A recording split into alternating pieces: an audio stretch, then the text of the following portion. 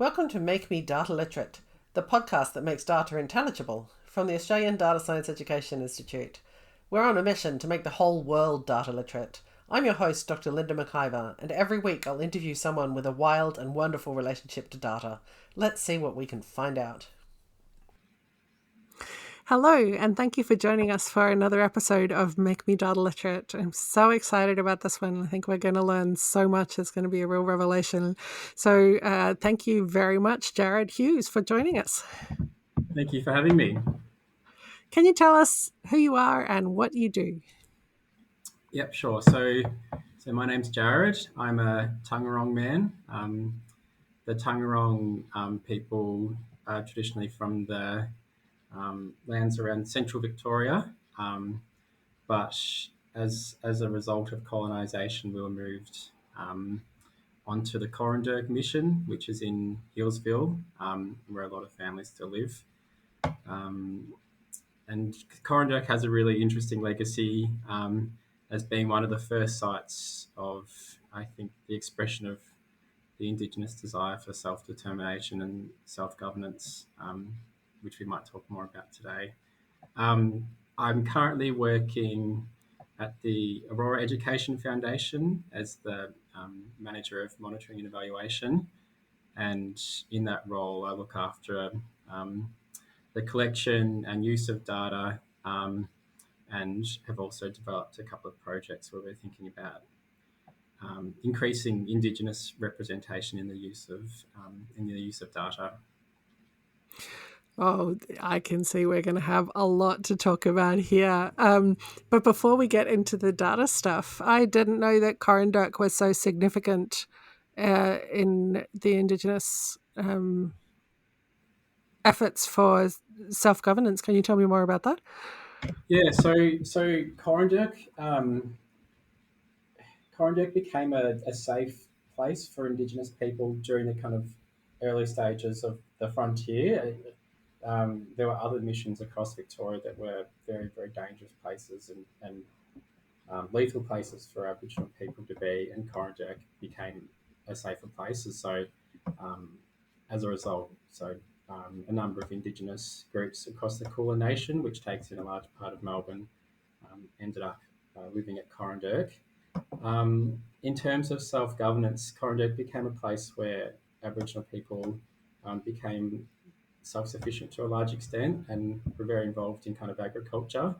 And I think in many ways it created a threat for the local kind of non-Indigenous farming community, and you can kind of imagine how that kind of situation would play out at that time in history. But in terms of self-determination as well, I think Corandurk was where very significant Indigenous figures like William Barak and Simon Wonga lived and conducted activism and did a lot of work in kind of petitioning the Victorian government at the time to do more to increase the living standards and create more rights for Aboriginal communities.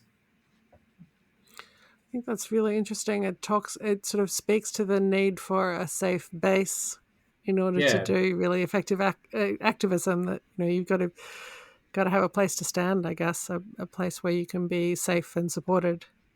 Yeah, absolutely. And I think especially at that time, that concept of the importance of a safe place is particularly important, given the extent of kind of massacres and deaths from other introduced diseases and displacement and child removal. And I think in the context of that upheaval, I think you need some level of stability in order to kind of start to fight for your rights.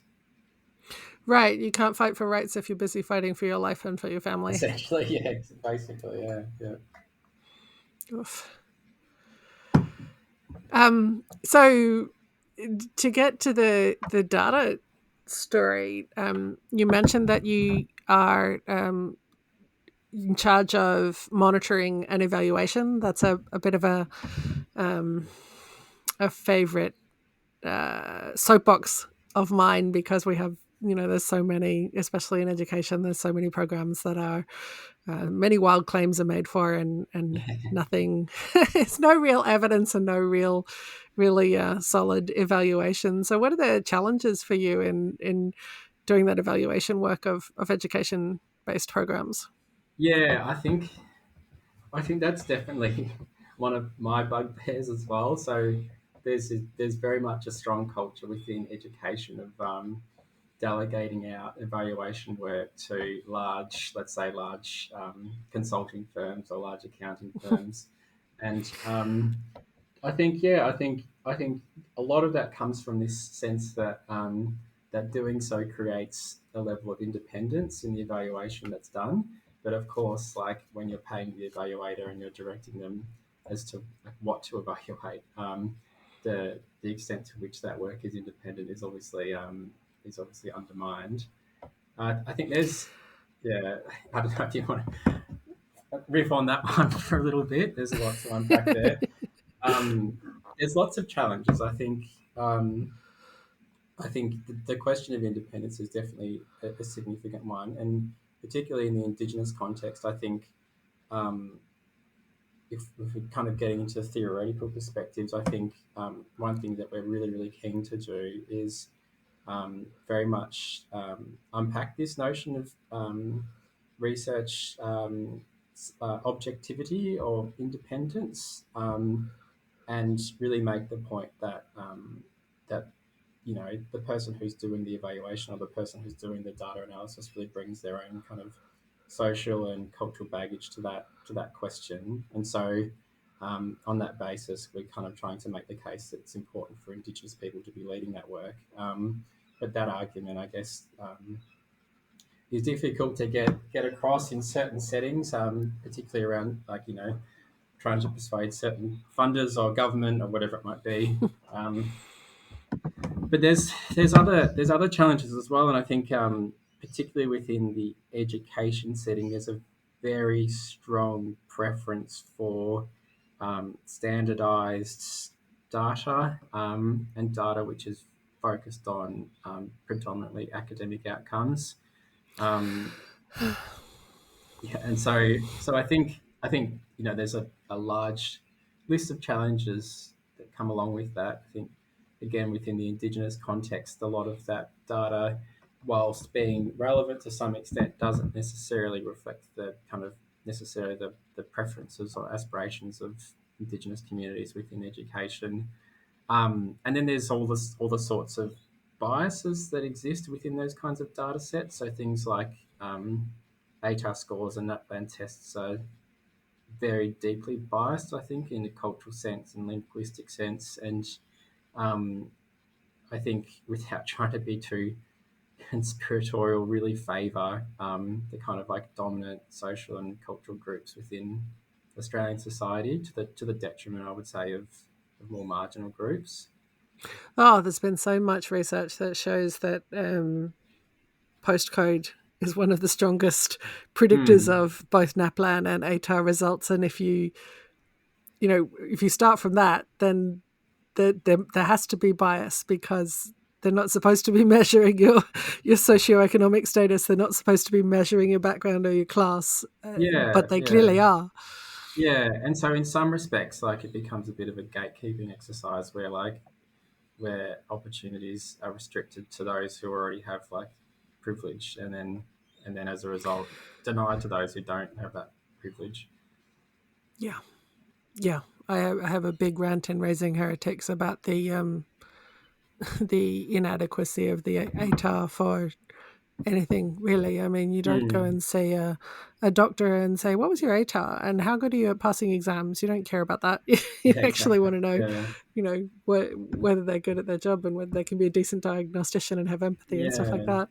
I Um, mean, there's been I, research done just on that theme. There's been research done on standardized testing where I think recent Australian research where they replaced questions with questions that were more geographically kind of relevant or contextual, ooh, and so they found that when they did that, the results for students from more like geographically kind of diverse areas were on par with the kind of mainstream students.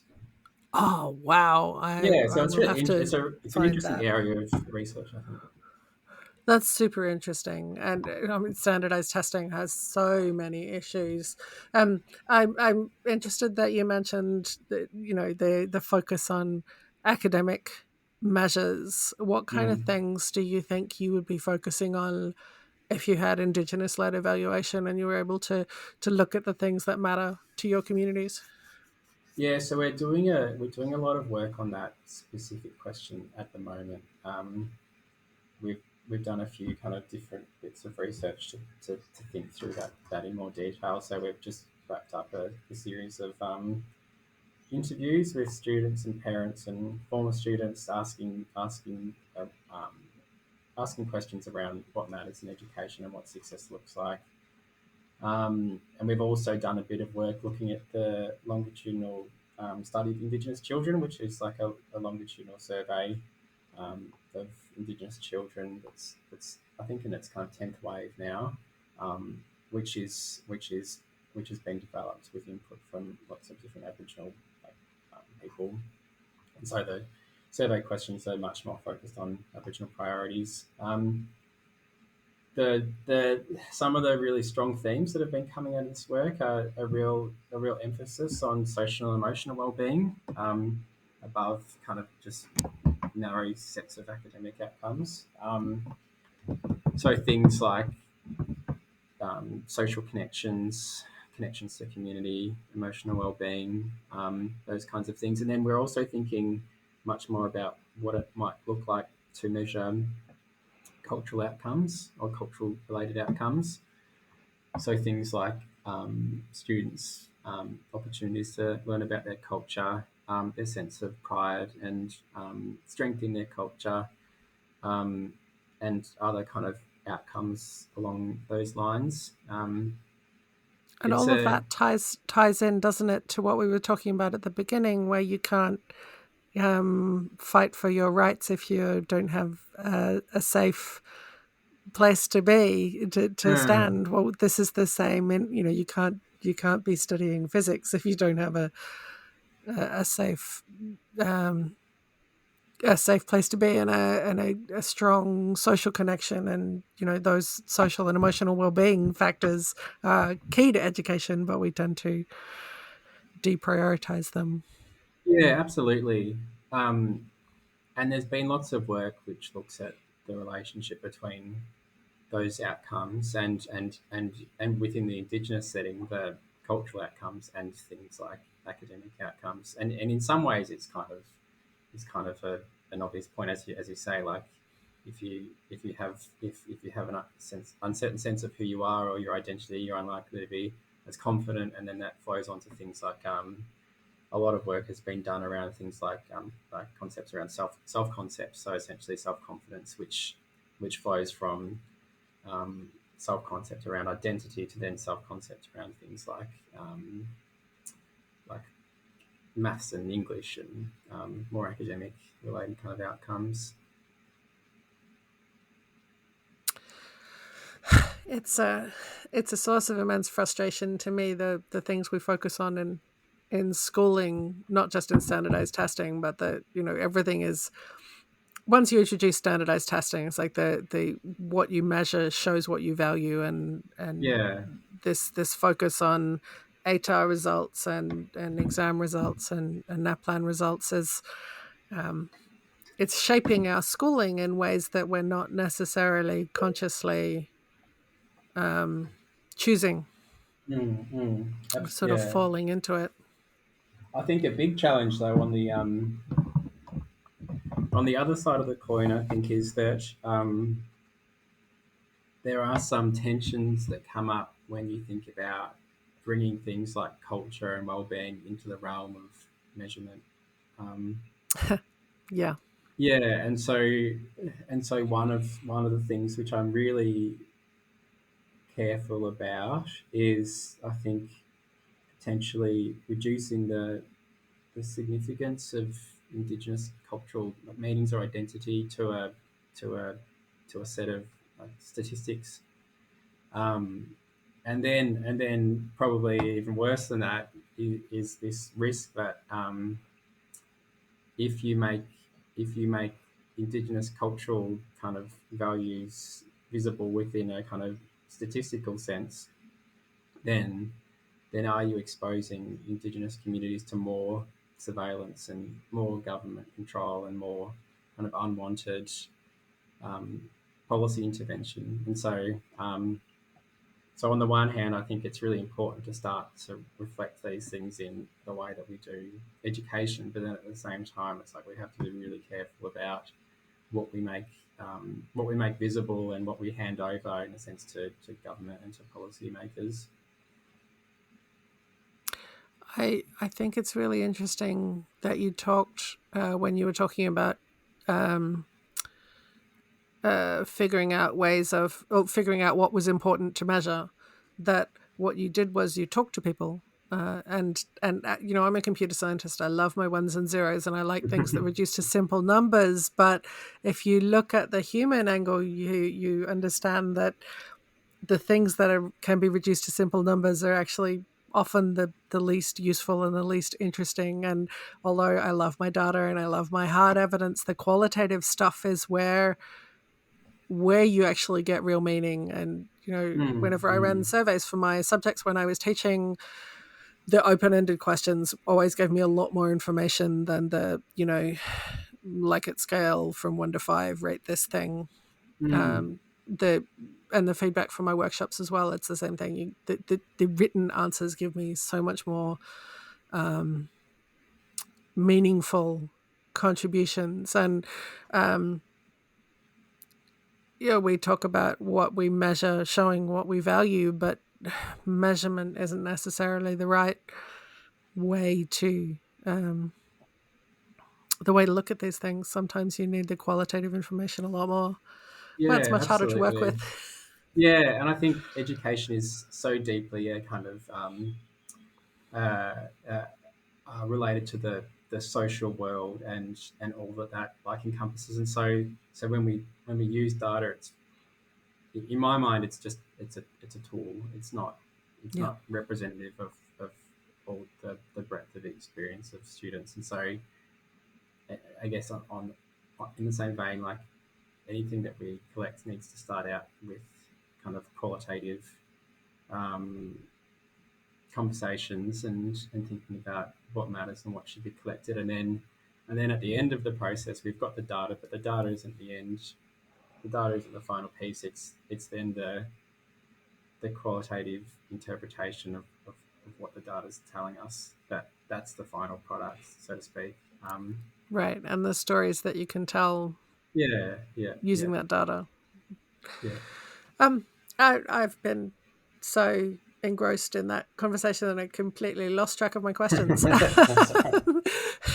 So you're obviously doing a lot of data work. What did you have to learn to do that? And was it, did you get all of that from your formal education, or was there stuff missing? So I've kind of come to this work like like indirectly. So I initially after school I did a law degree and an arts degree, so I was very much a humanities person, and worked in the kind of criminal justice system for a while, particularly Oh, around wow. like Aboriginal overrepresentation in prisons. Um, but I think what led me here was this, I guess, sense that a lot of the work that was being done was going unevaluated, and then where evaluations were happening, they typically kind of weren't Indigenous led. Um, so through Aurora, which is where I'm working now, I did the study tour, which is a program that Aurora runs, taking Indigenous prospective scholars to universities overseas. So I did that, and then ended up applying for a master's degree at the London School of Economics, and got a scholarship to do so again through Aurora. And and I studied a master's of social policy research. So it was both. It was essentially a master's in research methods, which sounds really boring to some people, but for me, it's like very much my jam. And took a few courses. It was I was completely new to statistics, and felt very nervous about taking on something that was completely new. Um, but I ended up really enjoying it actually, and so I my study was very much applied. So I didn't look at the kind of mathematical modeling behind statistics, but looked at applying things like regression methods and other data analysis techniques to kind of social statistics. So I'm not a whiz by any measure when it comes to kind of data science, and probably got a bit of a imposter syndrome, I think, coming on this podcast. But I think I know enough to get by and to speak statistics and to kind of call bullshit where it needs to be called. And I have other people around me that help to do the more kind of complex analysis, I think, where that needs to happen. I actually think coming from a humanities background is incredibly powerful, and I think it gives you a greater capacity to call bullshit and to when you're coming in from the outside to go, hang on a minute, why are we doing that? And we're missing the human angle, or we're missing some significant aspect of this process. I think that gives you the power to make a more significant difference in some ways than coming straight through a maths and statistics path.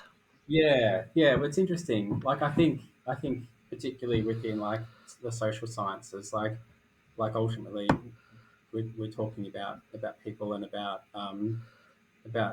about subjects that are grounded in humanities, and so statistics are helpful, but um, there's always potential critique that can be made. And yeah, I mean, I do feel like a fraud at times, but I'm always open to learning more as well. I think I'm always open to kind of expanding my knowledge in statistics. I think I'm keen to do that over the next few years. I think it's when people think they know everything that that it all goes horribly wrong. Yeah, I yeah, think yeah. awareness of your own of the gaps in our own knowledge and the gaps in our experience is essential to actually doing really high quality work. Yeah, yeah, Um, I'm sure that's true. is there one thing that you wish everyone knew about data? One thing that you think would really change your work, or something significant about the work that you do? Yeah, uh, I think, I think if there was one thing, I'll, if there was one thing that people should know, I think it's the the the very wide range and number of choices that are involved in even a very simple data analysis. And I think, yeah, if there's one thing people should know, it's the extent to which the person doing the analysis has control over the results that are produced.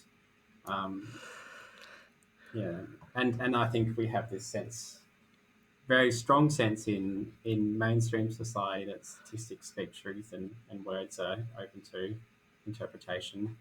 Um, but then going on from that, I think that yeah, the person the person making the choices, like I said before, brings their own worldview to the analysis, and so um, I think that that's something that should be kept in mind by people when looking at even basic rudimentary statistics. Yeah.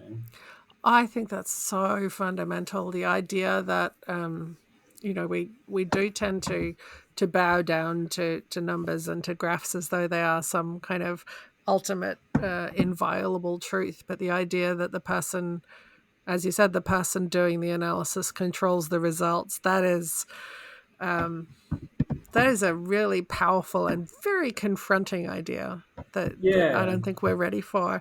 And to come back several times through your conversation, you've said particularly in the Indigenous context, or particularly for Mm. Indigenous folks, what can you kind of?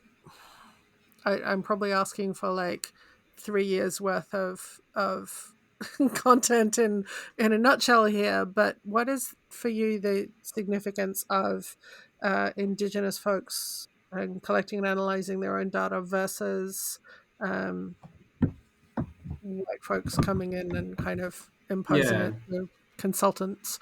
Yeah. Well, I think in many ways you can draw a connection between the way that data has been collected and used in Australia, um, and kind of the ongoing process of colonisation or the increasing like incursion into Indigenous communities or Indigenous rights. And so even something as simple as and as innocuous as something like the closing the gap strategy, which kind of typically has widespread support. I think you look at the way that data is collected. I mean, there's been improvements that have been made to that strategy in the past couple of years, but looking at the original strategy, like you look at the type of data that's collected and the way it's presented, and it very much tells a particular story about Aboriginal people. And so we have this kind of convention around this, you know, like dichotomous like statistics. So Indigenous people are typically presented as being a deficit population in some respects. So um, what that does, I think, is when the data collection priorities are set by non-Indigenous people, and then the interpretation is done by non-Indigenous people, you get this story about kind of Indigenous failure. And then when kind of government or policymakers look at that, they say, well, what needs to happen? And then the answer is invariably like more intervention in Indigenous lives, which is just, you know, colonisation rolling out over and over again. But then if you flip the kind of story and you ask Indigenous people, like, what do the same statistics tell you, even looking at statistics that have been collected on the priorities of non-Indigenous or policymakers, like the story is the opposite. It talks about Indigenous control and coercion and exclusion from mainstream opportunities, and then when you talk about policy prescriptions that come out of that, it's like, well, it should be more Indigenous control over Indigenous lives, which is very much a different story. So the deficit is there, but it's not where it's been painted. What you say that the stats paint the Indigenous story as one of deficit. There is a deficit, but it's actually on the government side, and there's a deficit in terms of the non-Indigenous approach to Indigenous folks, rather than a deficit on the Indigenous side. Yeah, and this kind of the practices that go on around a lot of Indigenous statistics just fundamentally aren't aimed at providing Indigenous people with more control over their lives or supporting Indigenous self-governance. It's more about just fitting in with kind of standardized like government policy approaches and stuff, and and then it's just very much the status quo, I think. It's almost like the standardized approach doesn't work for individual populations, isn't it? Yeah, you could say that. Yeah. What are some of the worst data mistakes that you've seen? Oh gosh. I don't know. I mean, this is a bit lighter than where we've been with the conversation, but I think, you know, I love a good Harold Sun chart. I think there's they are quite particularly where you've got like a histograph or something where you've got like where the length of the bars just are completely disproportionate to the value that they represent. I mean, that's a favourite, I think, of the Harold Sun and others. But yeah, I think on a more serious note, I think I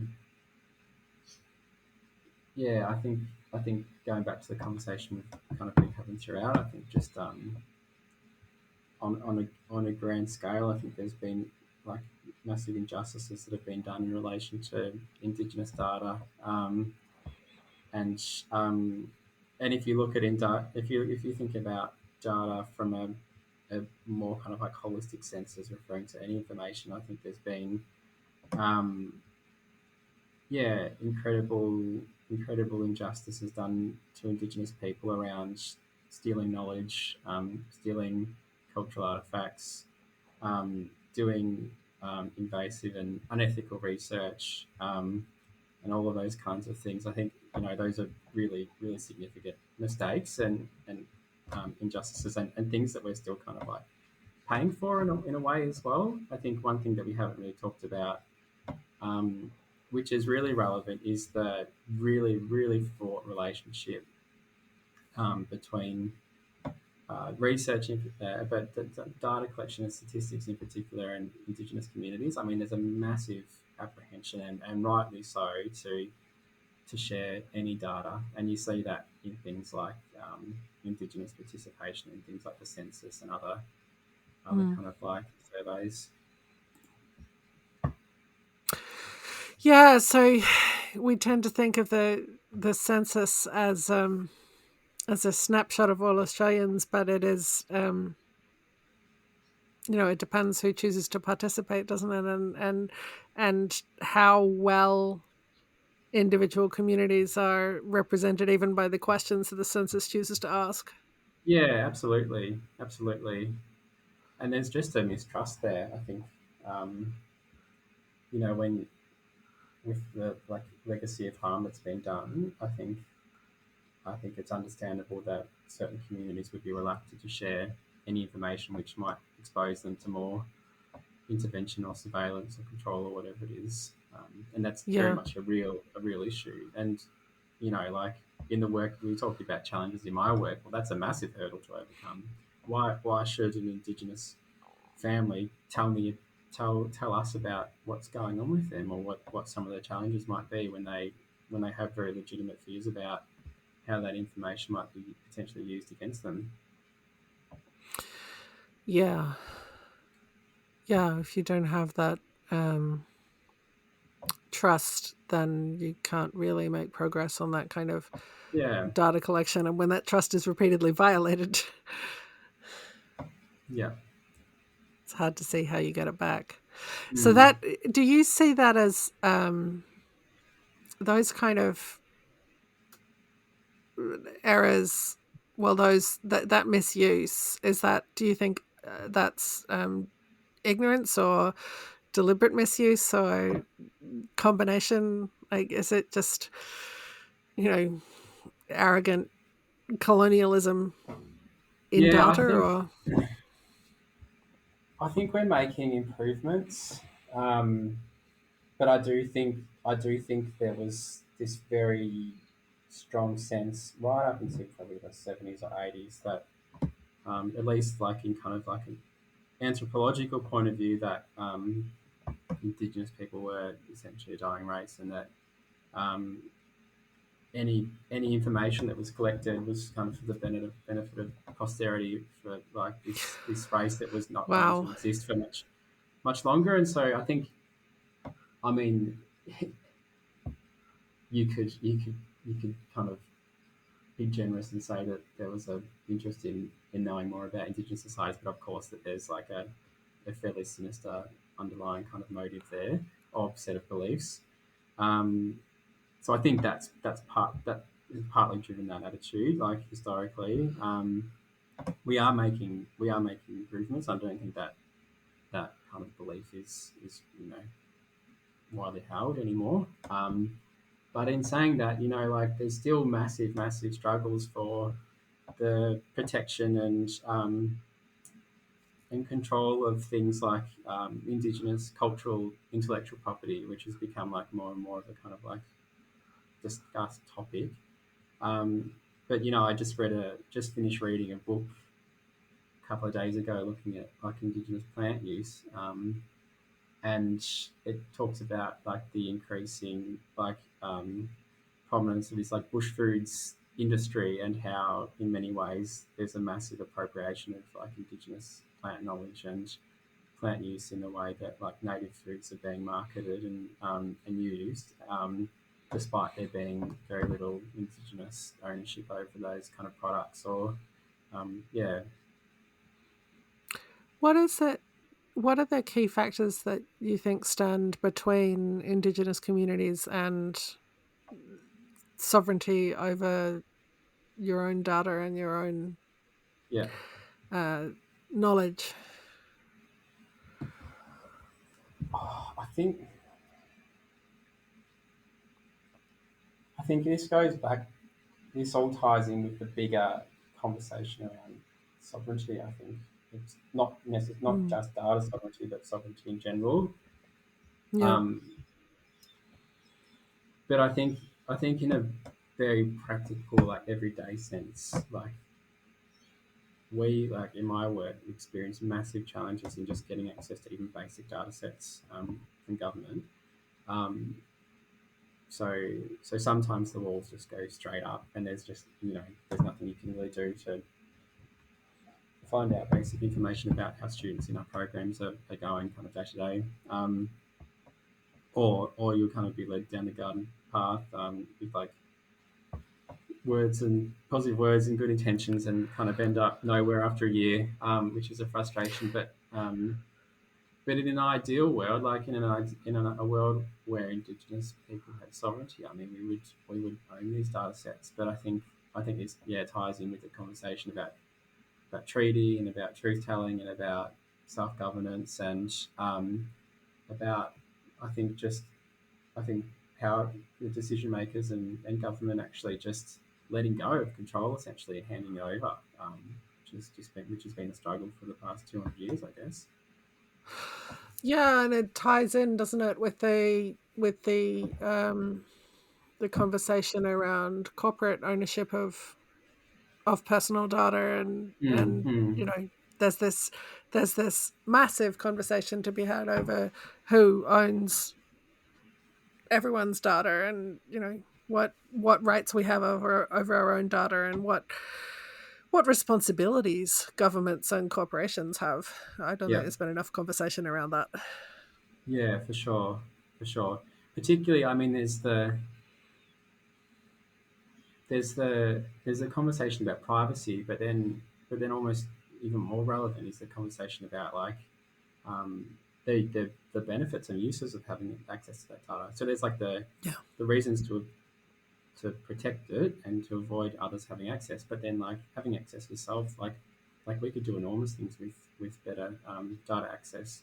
Like there's this kind of saying that like Indigenous people are the most like researched people, in society, which is true to some extent.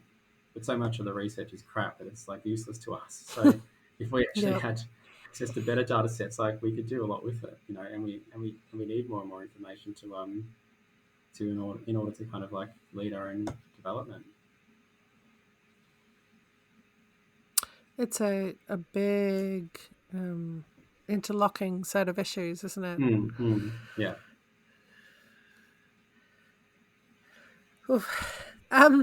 What's the first question you ask when you look at graphs in the media?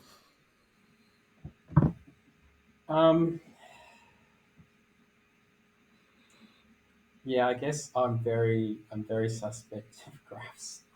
Like, maybe my first question is, well, probably who's doing the work, and then what are they trying to tell us, and then maybe what are they trying to hide through kind of visualizations.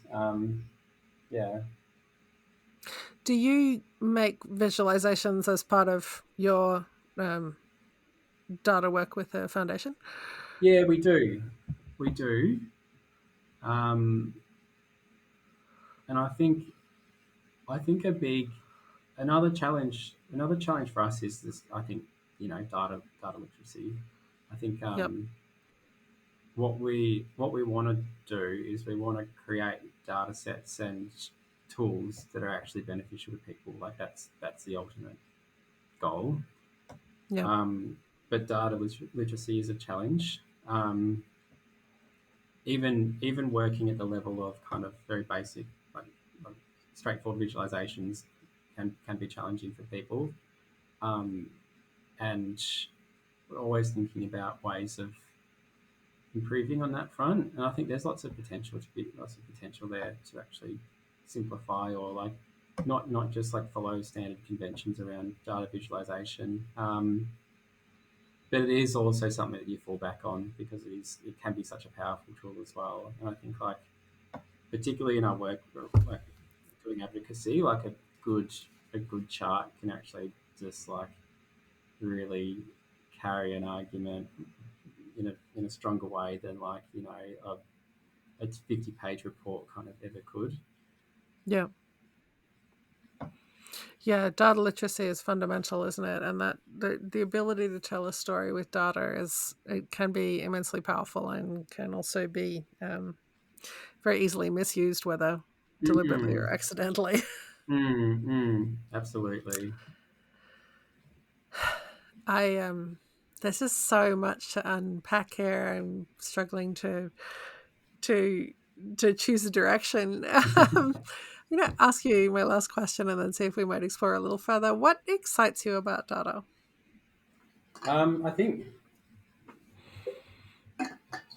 I think data,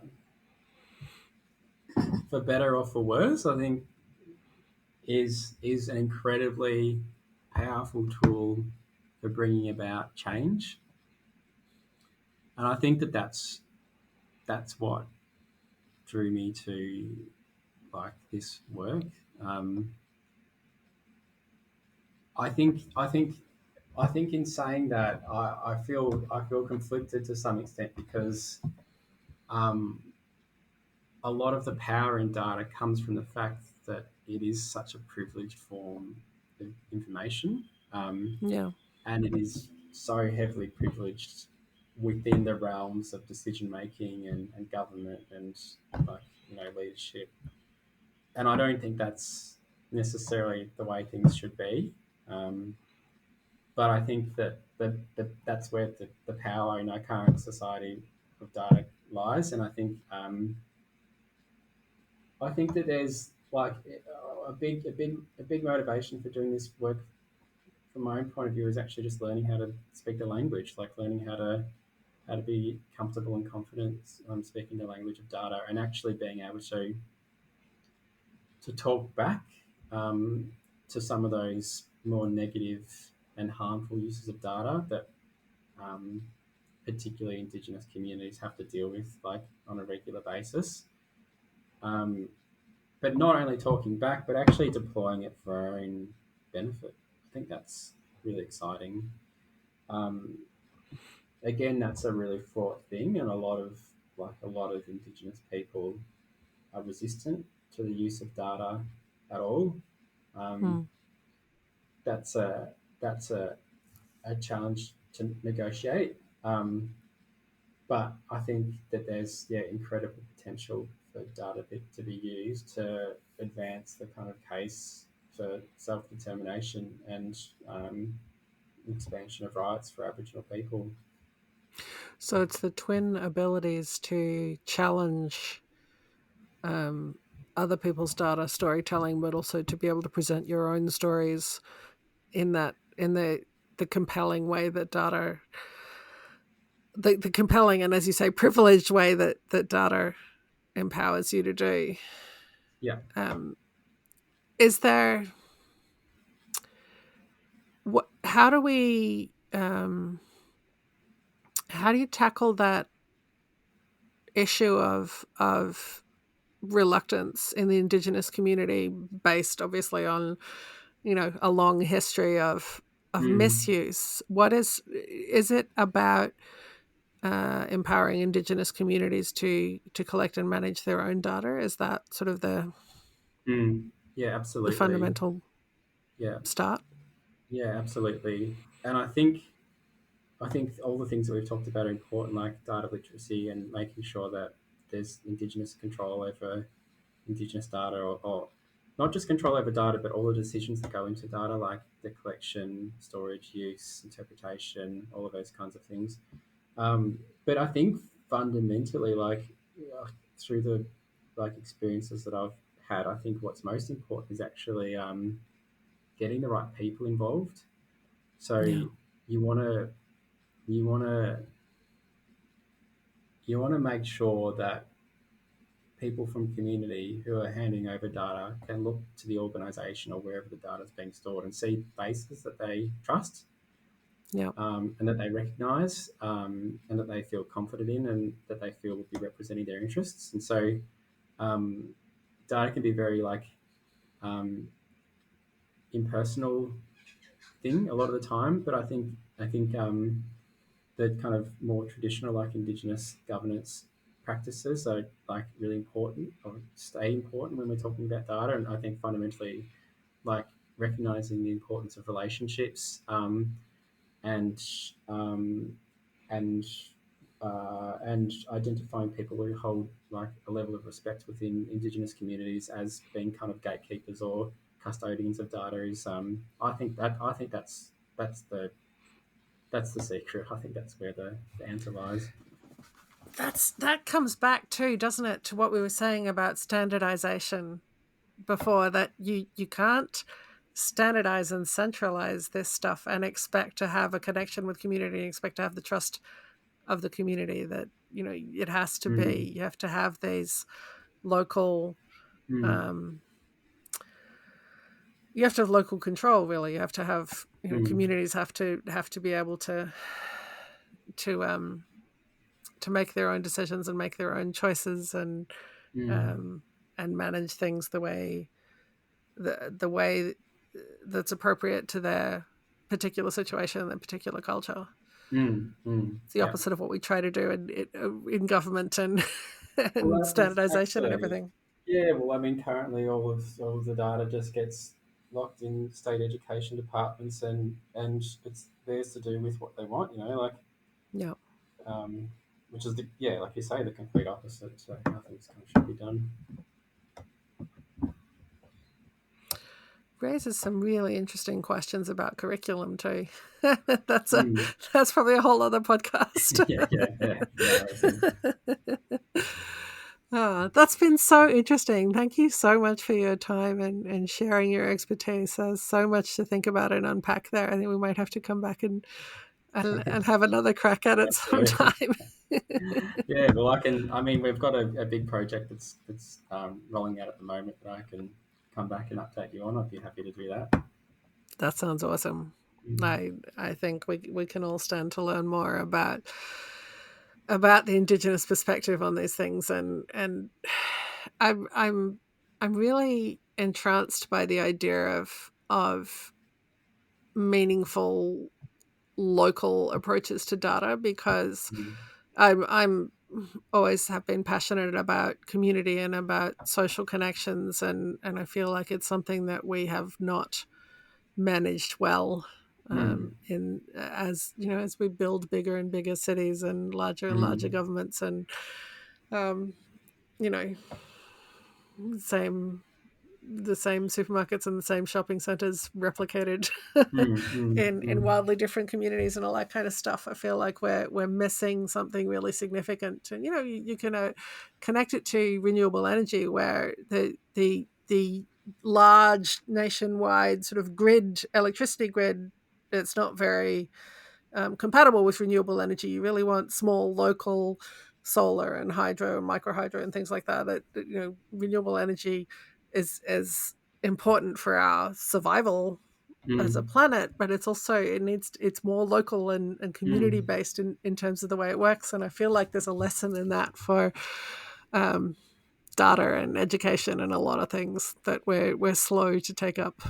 Yeah, absolutely. I mean, I think that working with data, you can lose the human story very easily, but ultimately we're talking about people, and people live in communities, and communities have like relationships and existing structures around governance and things like that we need to think about and incorporate. That's my pull quote. That's perfect. Okay. Thank you so much. This has been fascinating. I'm very keen to do it again. No worries. Okay. Thank you. Thanks for listening to Make Me Data Literate. You can support the work of the Australian Data Science Education Institute at givenow.com.au/ADSEI. Tune in next time for more conversations with amazing data experts.